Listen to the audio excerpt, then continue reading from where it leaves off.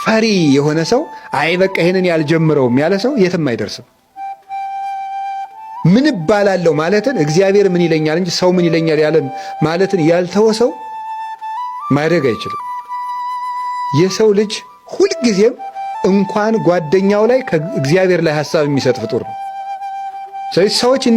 ሰዎች ስለሚያወሩት ጉዳይ መጨነቅ ሳይሆን እኔና እግዚአብሔር እንዴት ሆነን እየኖርን ነው የሚለውን ነው ማሰብ። ሰው የፈለገውን ማውራት ይችላል። እኛ ግን መስራት ያለብን የራሳችን። ስለዚህ ከፈሪነት መጠበቅ፣ ሰው ምን ይለኛል የሚለውን ወይም እንዲህ ቢገጥመኝሳ፣ ብዋረድሳ፣ ሬባስ አልነካካ፣ ይሄን ባደርገውሳ፣ ቢበላሽብኝሳ፣ ይሄን ብናገርሳ፣ እነገሬ ቢተቹኝሳ፣ እንዲህ ብሰራሳ፣ እንዲህ ቢሆንብኝሳ። የፈሪነት ነው። ምንድን ነው ያለ? መክሊቴን እነግዳለሁ ስል የባልት ሌቦች ቢወስዱብኝሳ ነበር ያለ። ፈሪ ሰው አያፈራም። አጉል ድፍረት ሳይሆን ምን ይሉኝ፣ እነዚህ ብሉኝ፣ ቢበላሽብኝ፣ ብከስር፣ እንዲህ ብል ብሎ ማሰብ። ሁልጊዜ እየፈራ ነው ሰው ችግሩን ይዞ የሚኖረው። ሰው በዚህ ዓለም ሲኖር እንግዳ ነው። ለመክሰርም ለማትረፍም ተዘጋጅቶ መስራት አለበት።